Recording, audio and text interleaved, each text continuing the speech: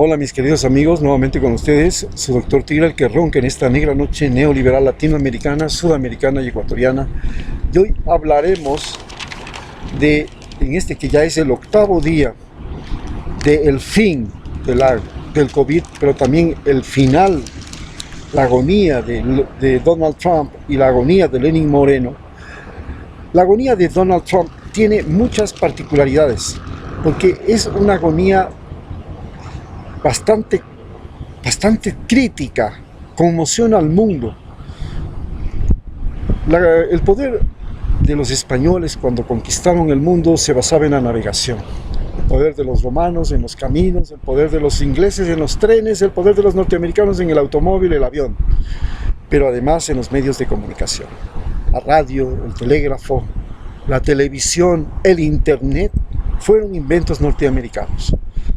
Pero en este momento, estos medios de comunicación que antes eran medios de comunicación que manejaban los ricos y que les servía a los ricos para tener la opinión pública, para manejar la opinión pública, porque el periodista tenía que escribir lo que quería el dueño del periódico, tenía que hablar lo que quería el dueño del canal, y tenía que dejar de hablar para dejar paso a los comerciales, y tenía que entrevistar a los que permitía el dueño del canal, y así se hacía bajo una dirección, era comunicación dirigida. Pero cuando llega la internet, Estados Unidos fabrica una nueva arma que se vuelve contra él, que es la internet. En la internet la comunicación ya no es dirigida. Yo les hablo a ustedes, pero yo lo que les digo, no tengo que pedir permiso al dueño de la imprenta para que me imprima el libro que va a decir, bueno, este no me conviene porque va a traer problema con el gobierno, porque no se va a vender. Y tampoco le puedo, el dueño del diario, del periódico, tampoco me va a permitir a mí publicar un artículo.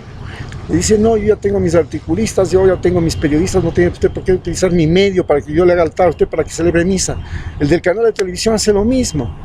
Cuando llega la internet, me permite a mí, me permite a usted, me permite a la muchacha que está en Estados Unidos viendo que le matan a George Floyd, filmar ese momento y ese mismo momento enviarlo al internet. Y ese momento se arma un caos y una conmoción social en Estados Unidos que cambia todo el concepto de la comunicación.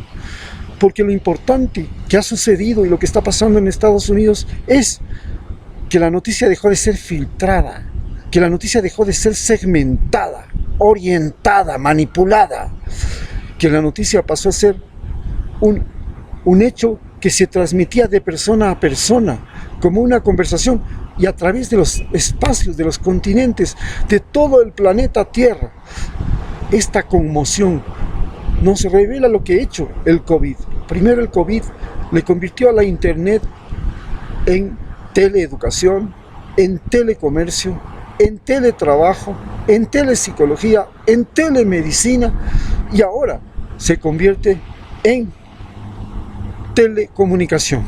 Y esta telecomunicación cambia todo el orden.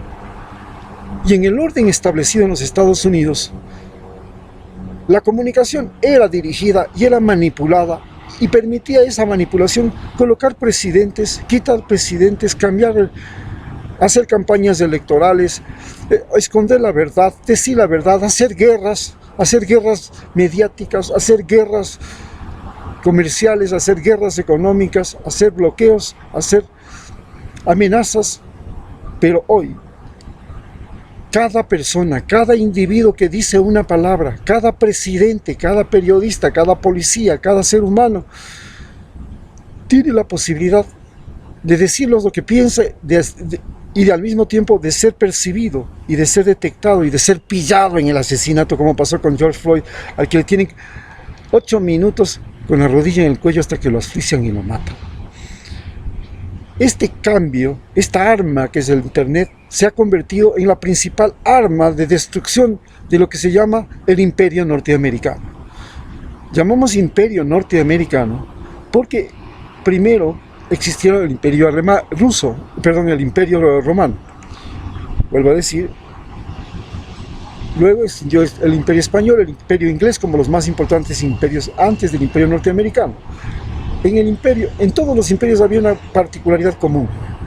El imperio es cuando un país que se convierte en potencia, o un reino que se convierte en potencia, invade otros territorios y pone en ellos fuerzas militares. Esas fuerzas militares pueden a su vez poner gobiernos, quitar gobiernos, etcétera, etcétera. En el caso de Ecuador, nosotros hemos sido invadidos por Estados Unidos, tienen unas bases militares en Galápagos, otra base militar en Manta, y tienen un presidente impuesto, títere, que lo sostienen contra nuestra voluntad. Es lo que estamos viviendo. Nosotros ya no queremos a Lenín Moreno, pero la embajada norteamericana controla al ejército. El ejército ha sido siempre el mecanismo mediante el cual los ecuatorianos podíamos cambiar de presidentes cuando estos presidentes habían perdido popularidad y habían perdido credibilidad. Pero hoy las Fuerzas Armadas son parte del Pentágono. Nosotros las alimentamos, las uniformamos, las equipamos, les damos privilegios, a todos se les ha reducido el salario, menos a ellos, a todos se les ha quitado los premios, menos a ellos, y se los tiene con niños consentidos, y el día que no le tienes de niños consentidos te ponen la metralla bajo la garganta y te dicen, ahora sí,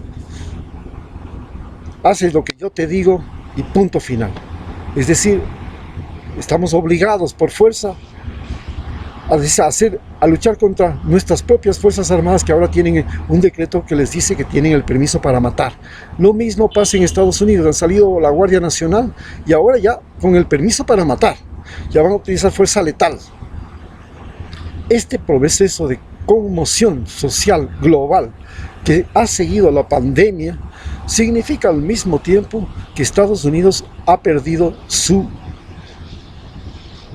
prestigio internacional, su poder, porque se está descomponiendo por dentro en una lucha social, en una guerra civil que no es una guerra civil militar, pero ya es una guerra civil paramilitar, o como se dice, asimétrica.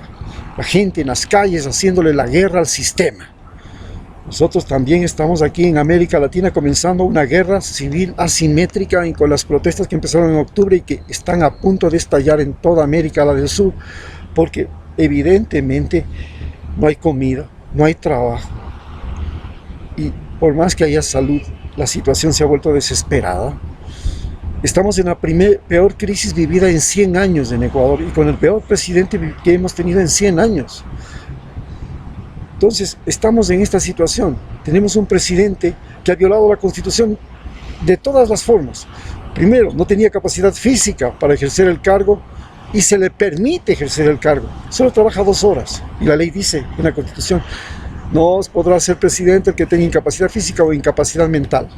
Primera violación. Segunda violación de la Constitución. No podía colocar familiares en el gobierno. Puso a su hija y a 6 familiares más, nepotismo. Eso también está determinado en la Constitución como causal para destitución. Tercero, no puede ceder el territorio nacional a fuerzas extranjeras, para nada. Cedió las bases de Manta y de Galápagos para que hagan la famosa guerra al narcotráfico. Nos metió en una guerra y encima de eso estamos cediendo las bases militares. Tercero, cuarto. Entonces, en base a eso, cuarto, violó la Constitución para hacer un Consejo Interino de Participación Ciudadana, y violó la Constitución para nombrar a los miembros del Consejo Nacional de la Judicatura, del Consejo, del Consejo Constitucional, con lo cual, cuando él viola la Constitución no pasa nada. Otra de las causales para no poder ser presidente era no haber tenido cuentas bancarias en paraísos fiscales cuando se es candidato, pues. Y resulta que tenía cuentas bancarias en el Balboa Bank de Panamá. Entonces, con eso ya era basta para que, de acuerdo a la Constitución y en plebiscito popular aprobado, él sea destituido por haber tenido cuentas bancarias en el Panamá Bank. Pero no ha servido de nada, todo ha sido una mentira. Y eso estamos viviendo aquí. En Estados Unidos, la crisis está ya mucho más grave. Estamos hablando de 30 estados, estamos hablando de una subversión interna, de una incontrolable deterioro social, porque esto se ha extendido como pandemia.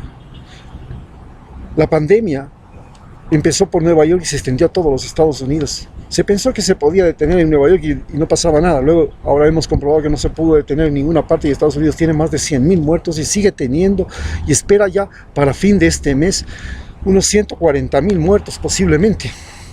Pero, que es más de lo que ha tenido, solo los 100.000 muertos es más de lo que ha tenido en la guerra de Corea, en la guerra de Afganistán, en la guerra de Irak, en la guerra de Siria, en todas las guerras que ha tenido después de la Segunda Guerra Mundial. ¿Cómo es eso? Esto es un colapso. Y siempre les diré a ustedes que no es lo mismo que digan, ah, sí, en China murieron tantos, en Ecuador, en Guayaquil murieron tantos, porque ustedes siempre tienen que pensar que el costo de un norteamericano, la vida de un norteamericano, le cuesta al Estado 4.000 veces más de lo que le cuesta la vida de un ecuatoriano al Estado ecuatoriano. Es el ciudadano más caro del mundo, y cuando se muere el ciudadano más caro del mundo, inclusive se saca en el periódico, como ha sacado el Wall Street Journal, los nombres de todos los muertos. Ustedes pueden imaginarse eso. ¿Cuándo en Ecuador puede suceder? ¿Cuándo la vida de un ecuatoriano va a ser motivo de noticia y publicidad? Nunca. Esta conmoción que vive Estados Unidos es, además, por el hecho de que ya la Internet, que era que ha servido para concentrar el poder y la riqueza como nunca antes en su vida, para tener multimillonarios de manera extraordinaria, al mismo tiempo está sirviendo para descomponer su sociedad, porque la información ya no puede ser manipulada. Esa es la clave fundamental de por qué se derrumba Estados Unidos. Es el fin del capitalismo salvaje, es el fin del capitalismo neoliberal desbocado. Hoy Estados Unidos tendrá que tomar una decisión: o salva o se destruye. Ya pasó en el Imperio Romano, pasó en el Imperio Español, pasó en el Imperio Británico. En este caso, no solamente es el problema ahora con los afros, también está el problema con los migrantes hispanos. Los hispanos, que ahora somos la mayoría de color más grande de los Estados Unidos, somos perseguidos, somos declarados ilegales, no nos dan trabajo, nos expulsan, y tenemos otro idioma, tenemos otra religión. Mandamos el dinero de los Estados Unidos. Los negros, cuando ganan plata, no sacan el dinero de los Estados Unidos. Los hispanos, cuando ganan plata, todo el dinero va para América Latina, van en remesas. Esa es otra cosa que no le gusta, pues, a Estados Unidos. Entonces, en esas condiciones somos enemigos. Ya no se enfrenta solamente con los negros, se enfrenta con los hispanos.